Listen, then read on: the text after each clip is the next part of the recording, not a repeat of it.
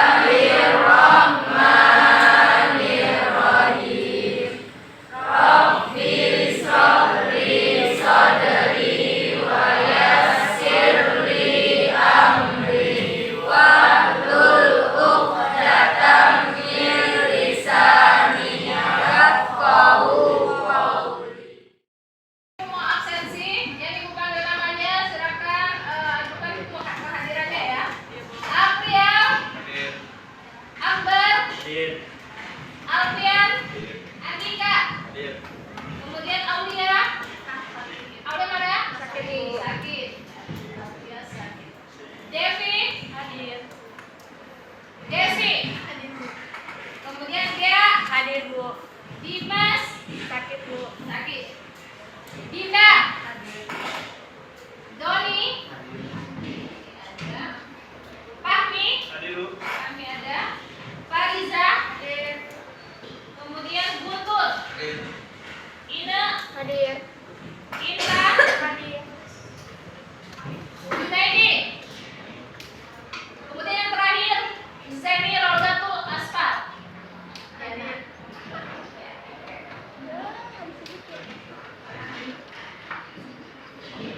Baiklah semuanya, perhatikan sini.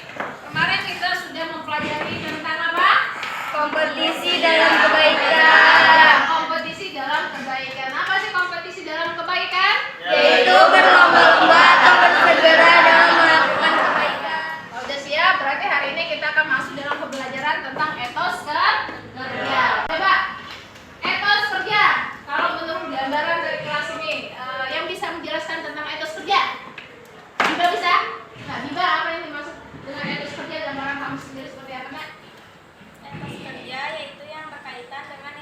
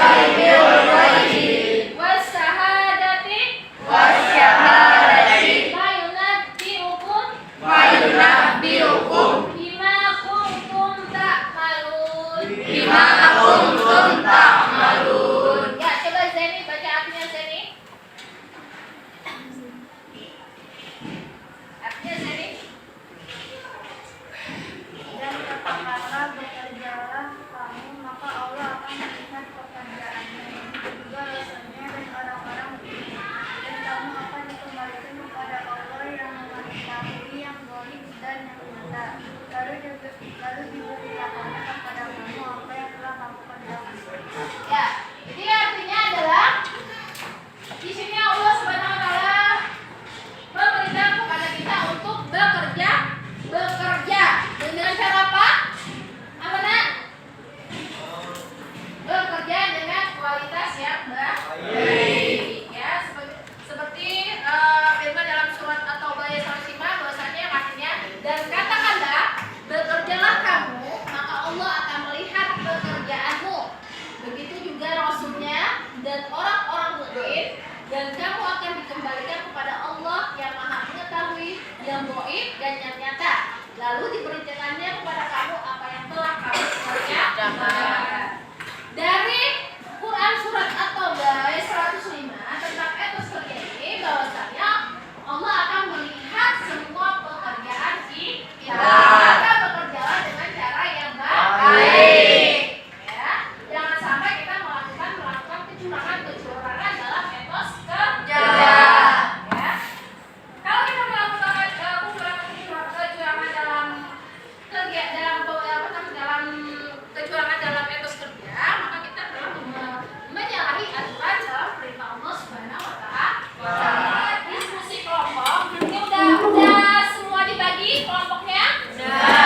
Sudah semua ya. Ini Ibu bagikan. Jadi setiap kelompok ya menulis analisis dari permasalahan yang telah Ibu sajikan melalui video. Masalahnya apa sih di dalam video ini yang harus kita bahas ya. Kemudian setelah kalian menemukan dari masalah dari video ini, kalian temukan solusinya ya. Solusinya boleh dari buku paket, kemudian boleh jadi kamu bisa lihat internet juga boleh ya. Solusi bagaimana sih untuk menghindari masalah yang ada di dalam video ini ya. Paham semuanya? Paham. Yang tidak paham hanya mau bertanya? Paham semua? Paham. Oke, kalau semua berarti sekarang Ibu bagikan lembar kerjanya berkelompok. 1, 2,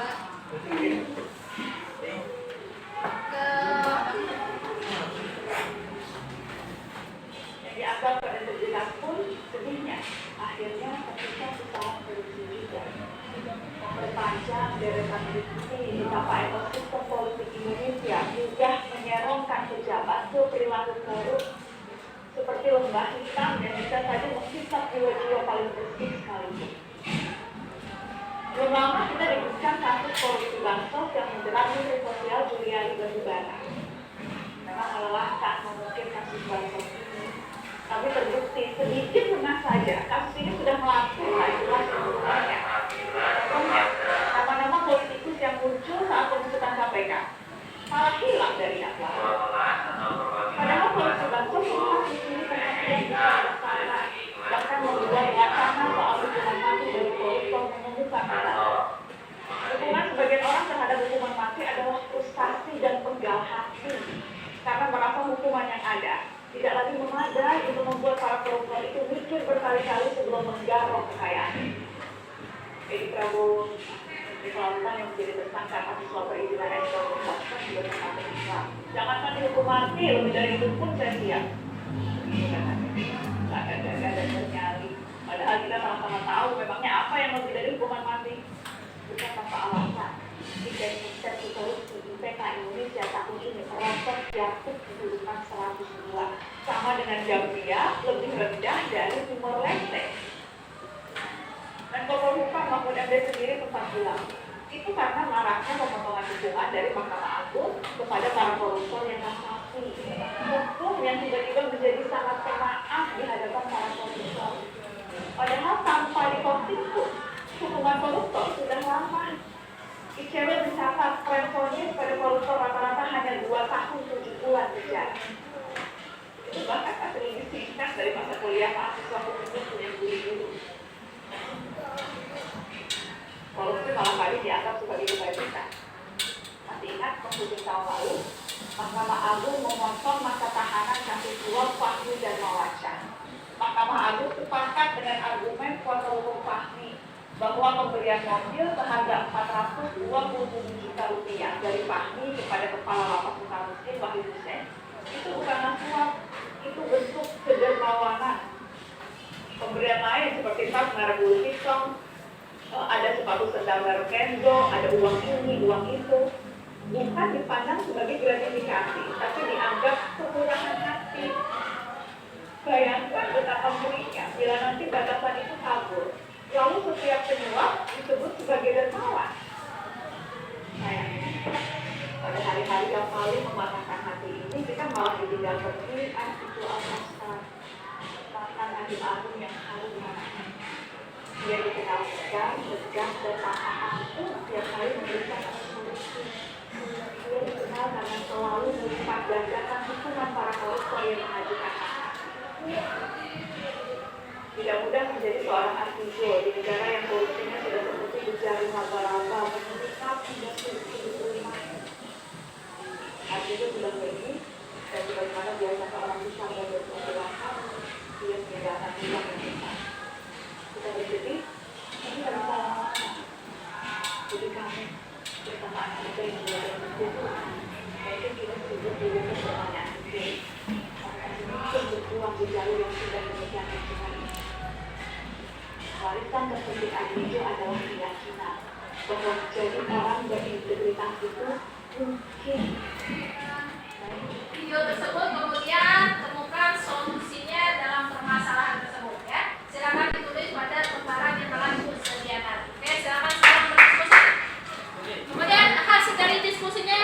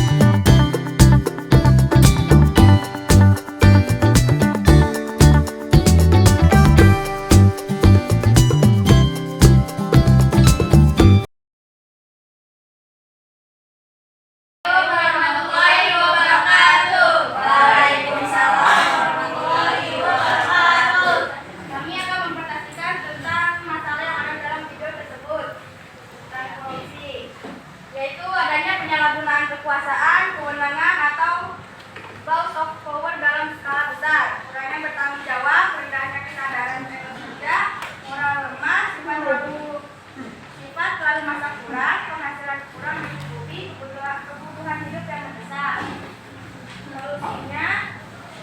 Solusi atau pendapatnya, pendapat kami tentang korupsi itu adalah penggelapan uang anggota golongan kerja untuk kepentingan diri sendiri.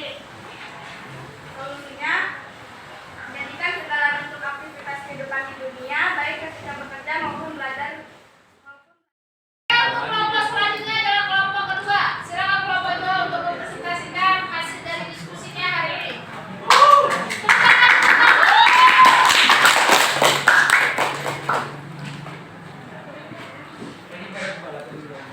Assalamualaikum warahmatullahi wabarakatuh. Waalaikumsalam warahmatullahi wabarakatuh.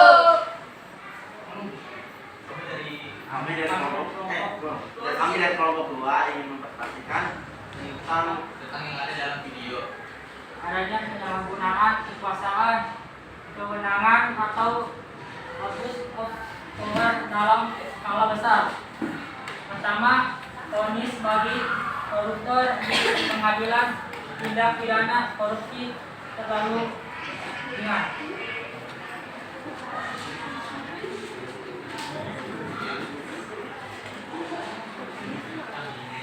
Solusinya memperbaiki sistem dan menantau pengaduan masyarakat, pemberlakuan kewajiban pelaporan transaksi keuangan tertentu, pelaporan harta pribadi, pemegang kekuasaan dan fungsi publik, partisipasi Indonesia pada gerakan anti korupsi dan anti pencucian uang ke kancah internasional. Oke, dari sini ada yang ingin bertanya. Oke, dari yang telah dibacakan ada yang ingin bertanya. Bagaimana misalnya kalau kita terdesak dan melakukan korupsi, itu gimana solusinya? Adalah menguatkan iman dan bertanggung jawab. Oke, bagus sekali untuk kelompok.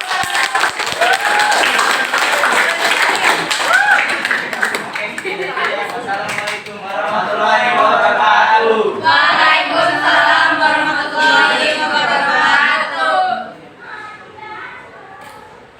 Sikap yang harus dilakukan dalam etos kerja agar terhindar dari tindakan korupsi adalah memperbaiki sistem dan pemantauan dan pengaduan masyarakat, melakukan kewajiban pelaporan transaksi tertentu keuangan, menyeleksi seseorang yang ingin menjadi pejabat tinggi, apakah dia jujur atau tidak dalam bertanggung jawab.